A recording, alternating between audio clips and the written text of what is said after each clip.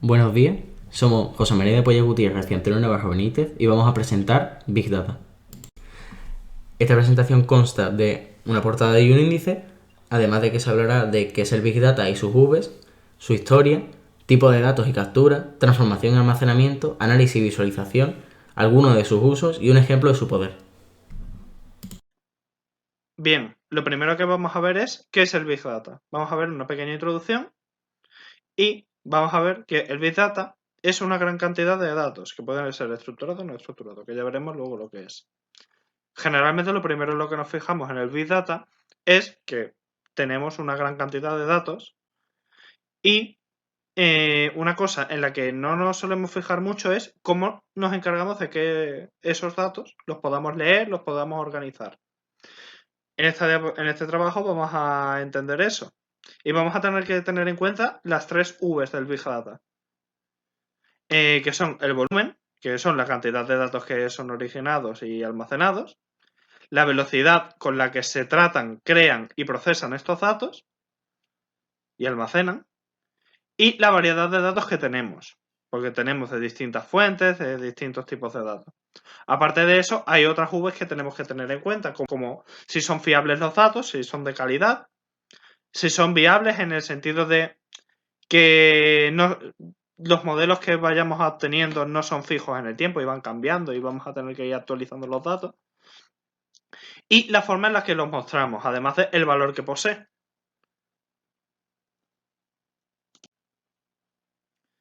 Ahora hablaremos de la historia del Big Data.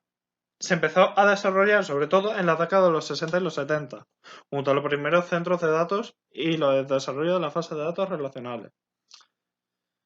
Alrededor de 2005, debido a Facebook, YouTube y otros servicios online, esta cantidad de datos aumentó exponencialmente y se desarrolló Hadoop, que fue una estructura de software de código abierto y que proporcionaba almacenamiento masivo de cualquier tipo de datos. Era enorme en poder de procesamiento y capacidades. El Internet de las cosas llegó y ahora hay un mayor número de objetos que se conectan a Internet, generando datos de patrones de uso de los clientes y el rendimiento de los mismos productos.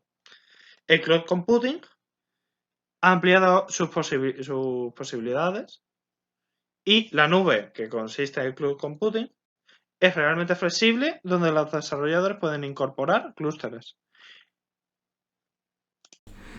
Tipo de datos. Existen muchas herramientas que tratan con distintos tipos de datos. Tenemos tres tipos. Datos estructurados, datos que tienen bien definido la longitud y su formato, como fechas, números o cadenas de caracteres, los cuales se almacenan en tablas.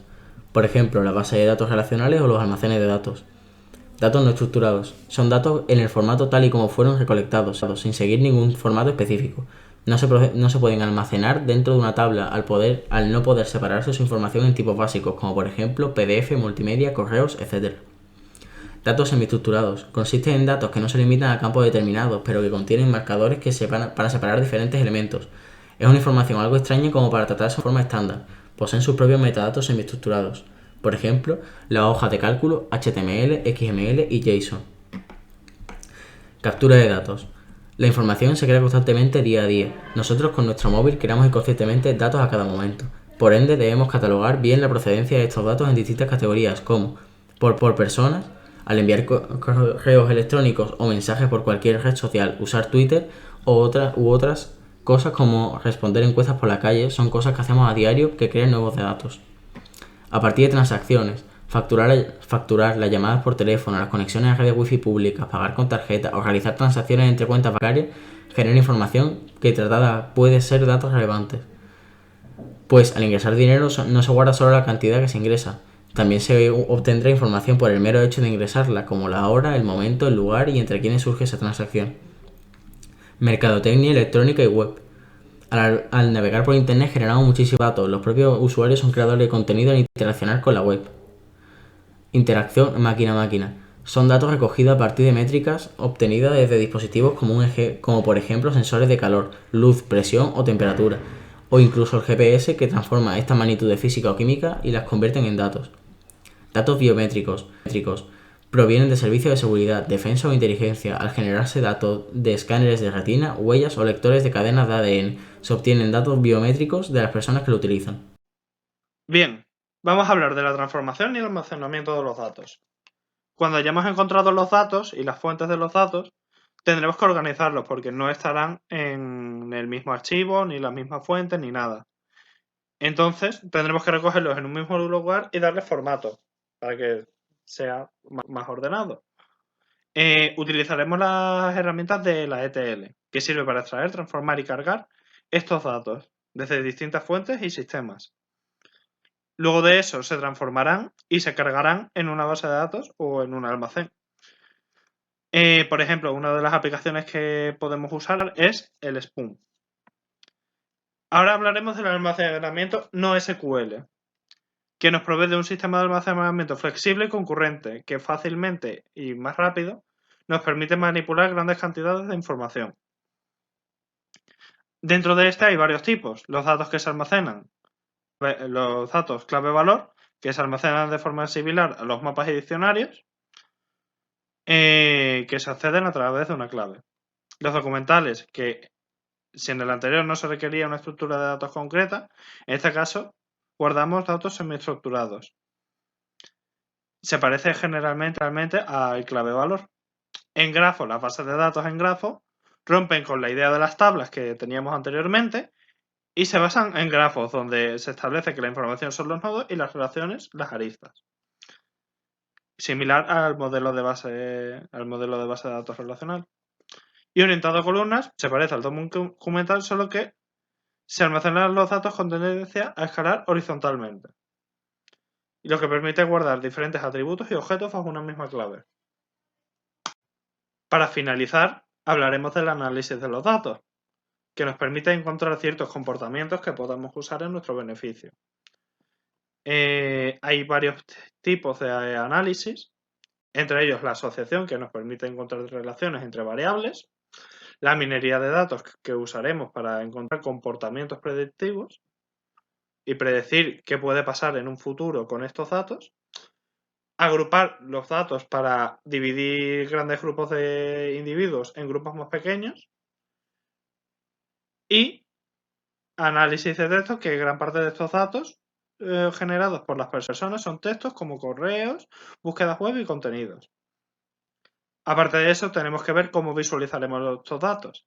Una herramienta llamada Modrian es una herramienta que nos permite visualizar esta información a través de análisis llevados a cabo sobre los datos que disponemos. Y aparte están las infografías, que son un fenómeno viral, y en ellas se recogen los resultados de los diferentes análisis sobre nuestros datos. Son un material atractivo, entretenido y simplificado para audiencias masivas. Algunos usos de Big Data. Big Data en marketing y ventas. Los datos de los clientes se analizan y procesan obteniendo información relativa a sus gustos, preferencias, comportamientos.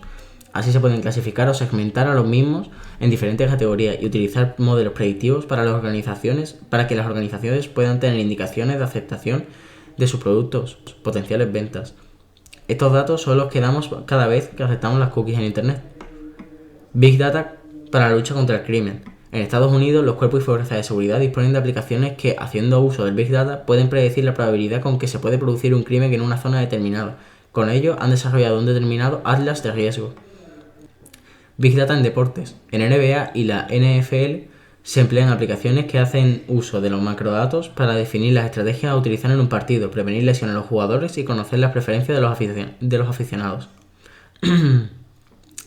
Big Data en política. Antes de las elecciones norteamericanas de 2012, Obama decidió junto a su equipo utilizar el Big Data durante la campaña electoral para analizar los datos que recogían sus potenciales votantes. Llegaron a la conclusión de que, para poder ganar, tenían que centrarse en dirigirse a los votantes dudosos de una manera eficaz y al mismo tiempo incidir en que los votantes demócratas convencidos fueran a votar. Utilizaron la plataforma Vertica, que les permitía recoger los datos, notificarles de manera eficiente y rápida la información y segmentar a los potenciales votantes para determinar cuál sería más receptivo a la publicidad en Internet, en televisión, en periódicos y redes sociales. El equipo de campo y el digital y el de comunicación trabajaron en una estrategia basada en los datos obtenidos, consiguiendo así su reelección. Big Data en telecomunicaciones. Algunos operadores de telefonía móvil utilizan el Big Data para analizar qué se dice de ellas en las redes sociales, examinar los datos de sus tickets de soporte a clientes o sus quejas. Esto posibilita implementar estrategias que permiten reducir el número de portabilidades o incrementar la captación de nuevos clientes. Big Data en salud y sanidad. Tanto en la industria farmacéutica, en el campo de investigación de nuevos medicamentos, como en el diagnóstico de enfermedades, cada vez es más ampliamente utilizado el proceso de Big Data colectivo, para optimizar y probar modelos que mejoren los resultados, faciliten las pruebas de los ensayos clínicos con nuevas terapias o mejoren el diagnóstico del Big Data. También es útil en una gestión administrativa más eficiente de la salud. En 1969, durante la Guerra Fría, la NSA, Agencia de Seguridad Nacional, creó dos proyectos. El proyecto Minaret, el cual se dedicaba al espionaje de figuras importantes como Einstein, Charles Chaplin, Martin Luther King y John Lennon, entre otros, interceptando su correo y llamadas telefónicas para controlar y, si fuese necesario, evitar una influencia indeseada en el pueblo americano. Y el proyecto Shamrock, el cual acumulaba todos los datos que entraban y salían del país vía telefónica o telegráfica, con el objetivo de estar listos en caso de represalias por parte de algún país hacia Estados Unidos tras la Segunda Guerra Mundial. En 1975 ambos proyectos fueron cancelados. Sobre esa época se creó el proyecto Dashfire, el cual se dedica al almacenamiento de mensajes de texto a nivel global, cientos de millones de ellos.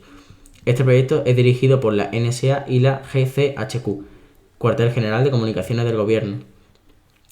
Buscando recopilar aún más información y conocer y controlar mejor a la población, se creó el proyecto Mystic, el cual recopila metadatos y llamadas telefónicas a nivel global. El uso de metadatos facilita el almacenamiento, organización y la gestión de toda la información recibida, facilitando la creación de perfiles y gráficos. Y aquí acaba el trabajo del Big Data.